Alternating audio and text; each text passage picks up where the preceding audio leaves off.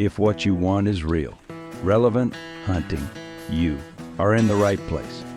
With moderator Josh Miller, owner of Triple Point Outdoors, co-hosts Kevin Cook, owner of the Outdoor Pro Shop, and Brian Keitlinger, athlete and creator of Left in the Field Outdoors. Welcome to the Reinvent the Hunt podcast.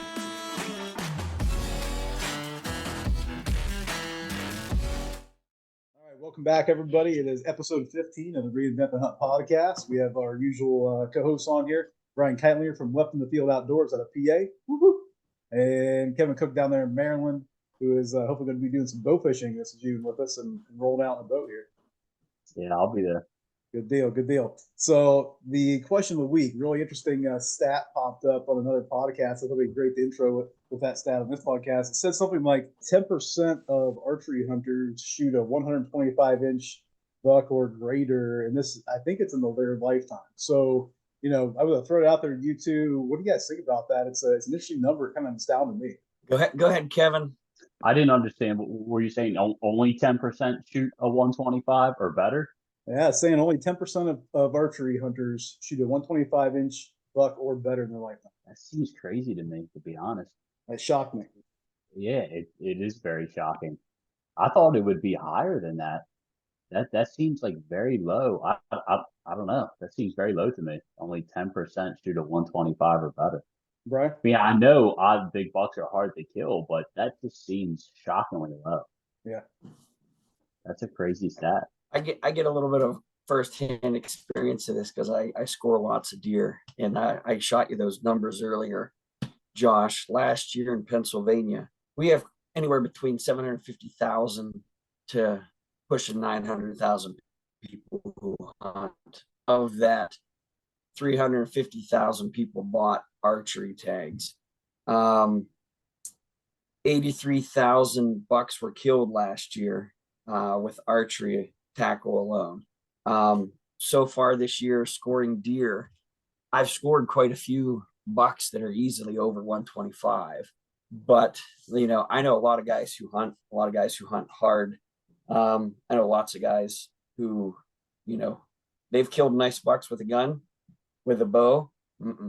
125-inch deer in PA, you're looking at a pretty good 3.5-year-old deer. And again, you'd think, you know, they'd be more prevalent. I've killed one with a bow in PA that was 125 or better, and I've been doing archery hunting since 1997. So, okay. You know, I would tend to say I kind of agree. Now you have your diehards who I know guys who kill a 125 or better every year, but I mean, you know, they're borderline single, almost divorced, spending on every waking moment in a lot of time, you know, in the woods. You know, I think there's something to that. I mean, and I don't know if they included crossbow in that because I watched a little bit of that podcast as well. It shouldn't, because it's cheating anyway. I mean, it's not like, I mean, Texas, Pennsylvania. Yeah, sure it is. You know, Pennsylvania, Texas, Michigan have some of the highest numbers of bow hunters. Texas, you have older age class, you know, deer and stuff that they go for. Michigan, you know, I don't score in Michigan, but I see some nice ones in Michigan. But, you know, I would have a tendency to think that number's probably about right. So yeah, I think it's archery equipment. I know I kind of second guess and think, well, you know, man, I'm like Kevin. I'm like, man, it just seemed like really low to me, and I'm not going to dispute the number because I don't know where it came from. And Brian, I agree with you. Like I think about it now more and more. You know, I guess the opportunities are slim usually when you're bow hunting, and you know, you actually to draw at full draw. I went out a lot last year and didn't full draw my bear once. You know, I had the opportunity to eat 12 yards and bust me. So I agree. I understand what you're saying. I had to think about it quite a bit, but it's kind of shocking. I think beyond anything, it lets you sit back and kind of bask in, man, you got to be respectful and thankful for the opportunities you have, because they're few and far between. And I know sometimes, you know, in Ohio, generally the percent chances I have are fairly decent at seeing something like that. But, you know, like that this year, you never know. So I thought it was a great, just a shocking number, but also puts things in perspective for everybody a little bit. There's that little tidbit coming in. I was about to say that. It puts a really good perspective. Like people watch all these hunting shows and they're just like, all they see is big deer, right? Yeah, And they get like kind of a false sense of, for you sure. know, it's easy, right? And it's not. It's not easy at all. I mean, we've been blessed to be able to hunt, let alone harvest deer like that. And Yeah. when you think about that number, it really puts it in perspective of how smart these deer are. And it's not easy with archery. For sure. equipment. Well, tonight's episode is going to reflect on And after the kill a little bit because we have, a lot to talk about when it comes to the processing of the carcass and the meat. I want to focus this episode mostly on, we're going to call it meat. I mean, we all are out there in the outdoors and, archery hunting. And at the end of the day, we talk about score and antlers, but it's really about providing for the family and the meat you get. And I know we've been using it quite a bit in the past year, more than ever, just because of the cost of what it, is at the grocery store of anything else. It's insane for everybody. So tonight I want to focus on what you guys like to do with your deer when they're on the ground, or game animal in particular, what cuts you do what with, and kind of share the best of the best, if you would, for people out there. So that way they're not wasting their time. I'm not saying wasting their time, but like I've gone through so many recipes and so many avenues of what to do with meat, and like a lot of it, I'm like, I didn't even like it. So what you like the best, what do you want to do with your carcass when you harvest it? I think I've gotten spoiled. I haven't grilled any meat in probably 2 years. I bought I won an air fryer at school, and Yeah. I kid you not. Yes, I know. The best stuff we've had. Yep. I've prepared. In the air fryer. I put olive oil on it. Yeah, I put olive oil on it. I season it with what the kids like, and I've gotten to a point where I can pull it out just in time, and it's just that medium plus where it's just fantastic. My wife's not a big, she'll eat it. We get it in sausage and stuff like that all the time, and we'll put it in basically everything. But doing back straps and stuff like that, I'll throw them on in the air fryer, and she's like, "Man, these are just so good." I mean, honestly, I think the air fryer. I mean, I love grilled stuff, but goodness gracious, to be able to know I can throw it in there and control what I want and everything. I don't know, revoke my man card. I don't care. It's funny, Brian. I'm glad you said delicious. That, man. Yeah, I was gonna be right behind you because I'm glad you said it. My wife just said it tonight. Like, we were debating on buying a new grill, flat top Blackstone, right? Nothing against Blackstone; they're phenomenal for hibachi, stuff like that.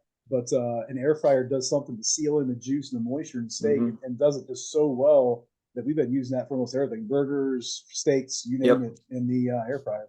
Yep. Kevin, you have an air fryer? I do have an air fryer, but I feel a little left out of the loop because I don't ever use it. I don't know. I just better start. Now I'm gonna have to. I never really got into using that. I don't know why. Yeah. And so now I'm gonna have to start. Thank you. Case sausage. You throw it in there for just did tonight. 8-10 minutes. You flip it at 6 minutes. And nice crisp on the outside. I mean, it's fantastic. I mean, it's just. I mean, a lot of the times I said we shoot a doe, we shoot a buck. We'll cut the inner loins out and we'll take the back straps, and immediately that night we won't waste any time. We'll slather them up in olive oil and season them, and let them get to room temperature and throw them in the air fryer. And I mean, we just call it finger food, but we just eat probably a whole back strap. And again, it doesn't take long to cook it. I mean, it's, I don't know, getting spoiled, I guess. I know. What's your guys go Gib. What's your guys' thoughts on the heart? I love it. I've had it. I feel like it's a little chewy for me. Really? It's okay, but it's kind of chewy.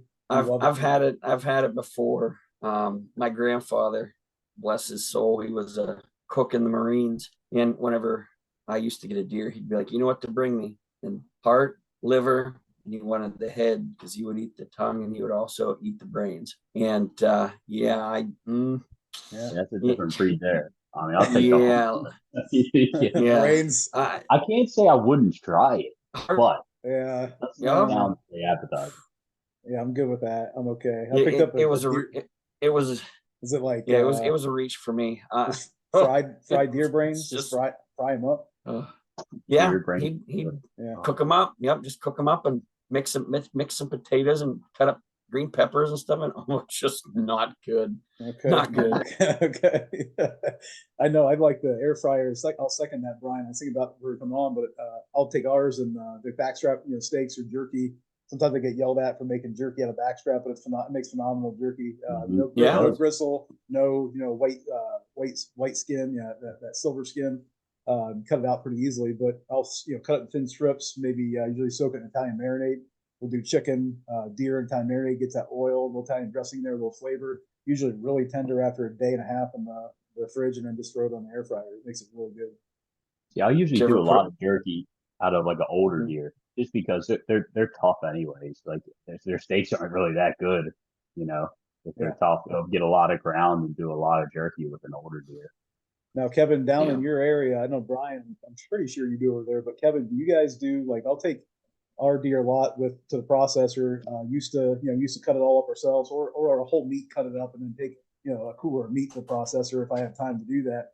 Sometimes they'll take a little carcass, but they'll do smoked deer stick, smoked deer sticks, like a thinner diameter deer sticks. They're smokies are really, really good. Snack on those all day long, eat too many of them actually. And then our big thing in Ohio is trail bologna. You guys both do trail bologna? Yep. Oh yeah. Yep. Okay. Trail bologna. Sometimes they put cheese in it. Oh yeah. That's the best part right there, the cheese. I hear you. Yep. Yeah. Now, what I found is our family always got the cheese in it, the kids, the cheddar cheese or the hot pepper jack. But then with the cheese, when you let it fall, we'll freeze it, thaw it out for overnight, and then 5-6 hours and slice it up. It's good to go. You need to throw that in the air fryer too. Puts a little crust, a little rind on it. It's really good. But the cheese tends to get a little bit high moisture. It's a little wet, like when you thaw it out. And the regular trail bologna, if you just get straight trail bologna, it tends to be like a little more dense. It doesn't get weird at all. So we tend to start to trend toward the regular trail bologna just because of that. They call it a summer bologna or whatever, but we get pepper jack cheese in it. We slice it real thin. Yeah. And we make grilled cheese sandwiches with them. Oh yeah. And they're because the cheese melts inside. They're just to die for. And you'll go through half of one of those big sausages and a loaf of bread, and you got a 20-year-old boy and a 18-year-old girl and myself, and we'll put a curtain on that. But yeah, they do a wonderful job with those things, and I'll actually get a few made up and hand them out as Christmas gifts as well. Yeah, that's a great idea. Family members that really like that stuff. And especially around that time of year, everyone's looking for finger foods and snack stuff because people are coming over, and they're like, "Oh, this is fantastic, Pepperidge Farm." No, it's not Pepperidge Farms. That's called Brian's Farms. That's kind of his backyard. Yeah. Yeah. That's awesome. That's good stuff. Now, do you guys do the ground? I know we do. We didn't used to do it a lot, but now with, like I said, the cost of beef, we actually do a lot of ground 1 pound packages. My wife prefers a 1 pound versus 2 pound because the 2 pounder is kind of hard to get into a skillet or something. The 1 pounds are easier to throw out, but we'll do like lasagna, chili, spaghetti, everything ground. Everything. They make awesome tacos. Like, oh man, venison tacos. It's great. So saves us that's a ton all of we money. use for tacos. Yep. That's all we use. Yeah, I get a ton of ground made. Yeah. Now, do you guys do stuffed pizza burgers? Never done those. Yeah. Nope. So we'll get patties and we'll do them pretty thin, and it's nice if you have a patty press, and then we'll take a coffee mug and press down in further, and you fill it with mozzarella cheese. I put pepper jack in mine, pepper jack cheese, and then spaghetti sauce or pizza sauce, a little bit of Italian seasoning. You do the same thing other when you crimp it shut, and you throw it in the air fryer and you cook it. So when you bite into it, it's a pizza burger. Oh my gosh, that sounds awesome. It's so good. That sounds really good. It's really good. But yeah, we same way. I usually have one dough ground into. My wife likes Italian, Cajun, hot Italian.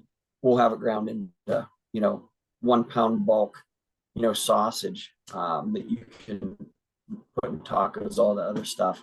We make meatballs with it and do meatball sandwiches. The place we take it to as well, they'll do 1 pound bulk cased sausages. I think they misunderstood me this year because I killed a doe in late season. She was pretty good size. And I was like, hey, can you make that, give me, they'll do a Dixie sausage. That's like a Jimmy Dean, and then some hot Italian and sweet Italian. And I said, and then you can just put the rest. I said, give me so many pounds of that. You put the rest into the 1 pound bulk. Sure. Nope.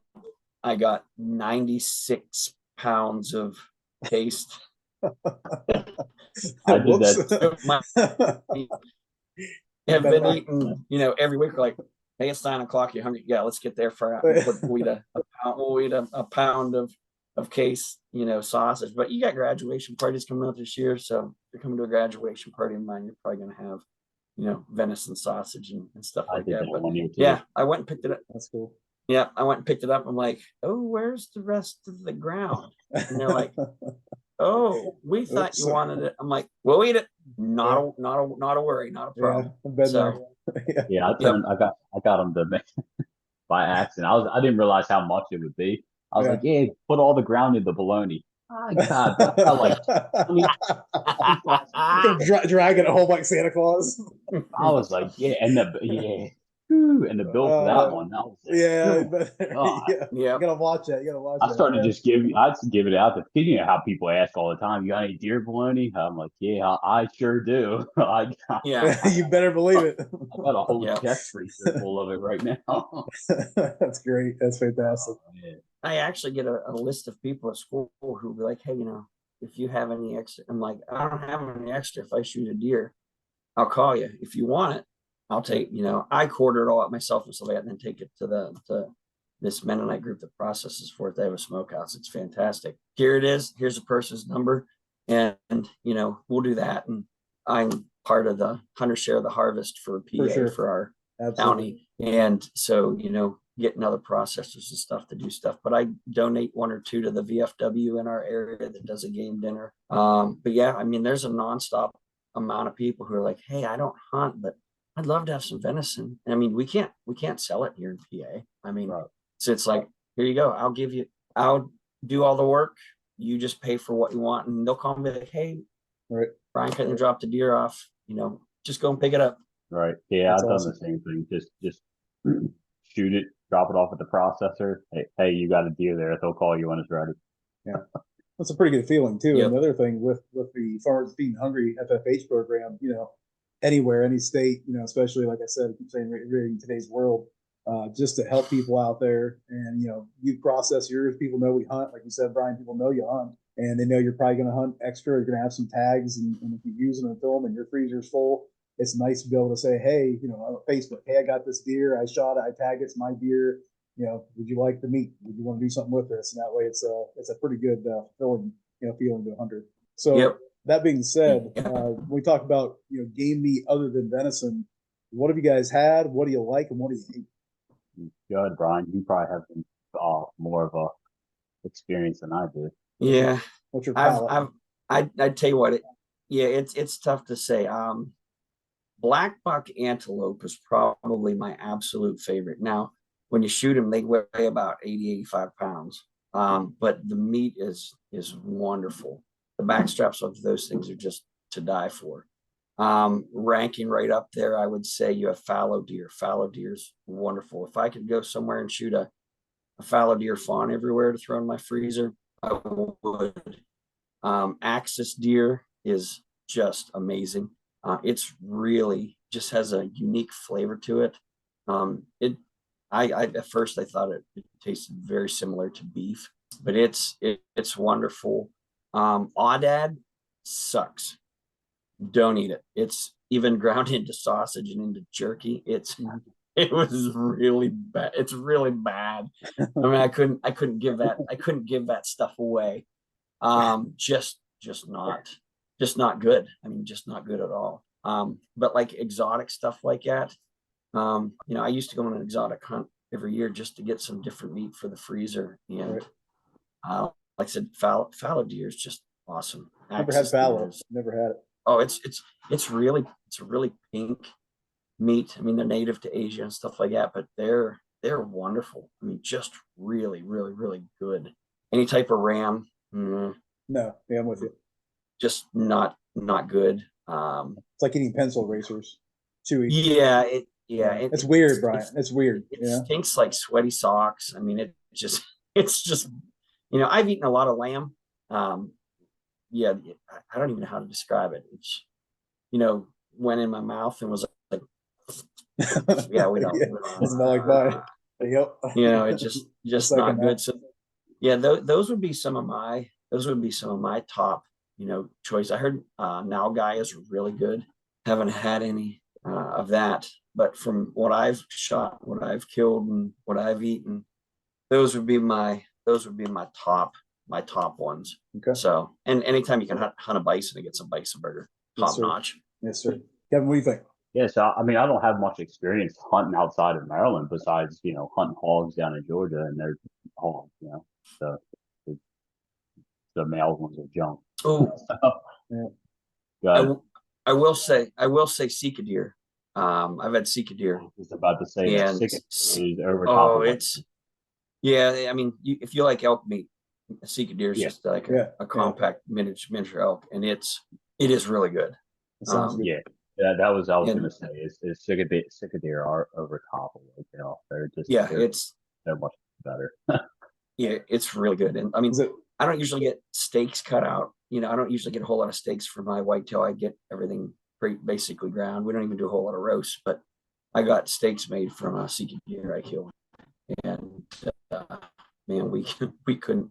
They were gone in 2 months. I mean, my son and I just plowed right through them. They were amazing, just amazing. Sounds good. Not to mention they're 60-pound deer. It's like One they'll buck- get Yeah, bigger. it's like They're not that big. veal. It's like Yeah. eating Yeah. veal. Yeah, Mhm. Nice and tender. Oh yeah. eating They are. veal. Oh yeah. That's And awesome. that's what I want to start doing is going on a different hunt every year. Like this year, I'm going up at the end of August. I'm going to Maine to go bear hunting, Okay. and I'd like to do like 1 week every year, go somewhere different. I Yes, told sir. my buddy that's going up to Maine with me this year. I told him, I said, we got to start doing this different place each year. Just do a Absolutely. week, do a different hunt each year. Yeah, it's a challenge to do that, but it's definitely awesome. I agree with you. It's a Right. challenge to figure out how to do it, but yeah, that adventure, those memories, that's the way to go right there. Well, now bear meat. Yeah. How do you feel about bear meat? It was good. Bear really depends on how you cook it. I've Mhm. had bear chili that's just knock your socks off. I've had bear sausage that's fantastic. Bear steaks that were okay. But again, like anything else, depends on what they're Right. eating on, and what that. But a lot of the game dinners I go to, they have some type of bear, and it's you got a guy who knows how to cook and do stuff. We've had beaver, some kind of whatever. I was like, this is fantastic. So I mean, you got someone who knows what they're doing. Anything, you could eat shoe leather, and you'd be like, oh, that's fantastic. Yeah, for sure. Absolutely. What do you think? I know you've had some different exotic species. You've hunted some wild animals across the globe. What do you think? Yeah, it's been pretty fun. I enjoy tasting anything. I'll hunt anything and try anything. Usually, when you're hunting somewhere, sometimes you can't bring the meat back at all. It's legal to Right. take it back with you, so that kind of sucks. Sometimes they will donate it where you're at to a feed bank or somewhere local that needs it. Other times they do sell it. So it depends on where you're at and what they're doing with it. The ram, I'm with Brian, like I had a merino ram. It was like literally eating pencil erasers, chewy, like you ripped the pink pencil eraser off a pencil and just shoot a bunch of them up in your mouth. I spit it out. I couldn't, it was weird. The taste wasn't bad. The texture just messed with my head. So I couldn't do that. My whole family didn't like it. Crossbow, had a Russian crossbow, phenomenal. That was a really, really good animal. Just pulled pork, anything, pork chops in the slow cooker. That was awesome. Then we have a bunch of sausage left from that. So you guys come up and hunt whitetail in Ohio this fall. We'll have to crank out some breakfast sausage from the Russian crossbow. We still have a bunch left. Probably one of my favorites, two of them. I had an ostrich burger in South Africa. From the ostrich, we put a turkey foot through, and that was a whole lot of fun to hunt that ostrich. But we sent it hard on that one. And we had burgers the next night from that, like whole meat turkey burger, or ostrich burgers, I should say. And they were really good. It tasted like turkey, chicken, something like that. It was a nice dense meat. And then one of my favorites so far, I think at all time, is going to be moose in Newfoundland. The lady up there, she was an older lady that ran the lodge with her dad, and they had this secret family recipe for moose stew, and it had homemade cut up carrots and taters and onion in it, and the moose chunks would just melt in your mouth good. And it was probably, my wife and I both agree, probably one of my favorite meals ever was moose stew in a lodge in Newfoundland, Canada. Not that the setting wasn't awesome too, but it was just a really cool experience. I think the cooler the experience you have, the more fun it is for everybody. But I think we're all in agreement. You get a get a chance to hunt different animals and try different meat, go for it. You never know if you're gonna like something or you're gonna hate it, but it's worth one shot, you know? Oh yeah, I'm, I'm down for trying it at least. So Yeah, don't eat whether it's raw good or not, scallops. Don't eat a warm raw scallop. I would not suggest that. I'm dry heaving right now thinking about that. Actually, oh, it's not good. I think you got played on that one. Well, the funny thing is, like the guy's wife just like bam, slamming it down. You know, she's like, "No, try it. You know, they're good raw." And it was one of the you most had a good disgusting poker things. face. Yeah, she did apparently. Yeah, I don't know. But we'll No. leave that one where it is. I won't get into that too hard. I mean, I sucked down some No, rolls. no, thank you. That just gets in the Roll- weeds. oh. Yeah. I'm up for anything, but not that again. No, thank you. Yeah. Oh my god. Now, as Yeah, far I as need to get into like different recipes, man. I used to cook, different things a lot, and then you just get so busy, you just stick to the same stuff, right? We do a lot of ground and a lot of steaks. Like I'll marinate steaks and then cook them on the grill a lot. That's like probably my number one. And then just ground. You make anything with ground, and then we'll do a roast here or there, like throw it in the crock pot. But other than that, like the deer burgers you were just talking about, I need to get on some of that stuff. I agree. Those pizza Oh, yeah. burgers Brian talked about. Yeah. Oh, yeah. Yeah. They're really good. Like they're really good. I mean, it's just something. One night we were goofing around with them, like, why don't we try this? And everyone's like, all right, it's really something good. That's a great idea. I love Yeah. that idea. Well, I mean, we do stupid stuff. Like we were having a bonfire the one time, and my wife was at work, and of course my brother-in-law and I have the two kids, and we're having a fire. I'm like, you know what? Let's wrap some bacon around these hot dogs. So we had bacon wrapped hot dogs over the fire. Fantastic. I mean, Yeah. what's not to like? I mean, it's bacon around, a hot Heck dog. yeah. I don't know. And the place around us does make excellent venison hot dogs. If you had venison hot dogs. Absolutely. Yeah. Yeah. And they'll actually do, if you want, they'll put a cheddar or a pepper jack cheese in the venison hot dogs. And They're so good. Yeah, I feel like, Joey Chestnut there, because I'm just like, just keep going. Because I mean, I won't stop because they're just so good. They are. I mean, they're wonderful. Yeah. How many deer a year can you guys go through as a family? I know for us, it's usually like 2. We can go through 2.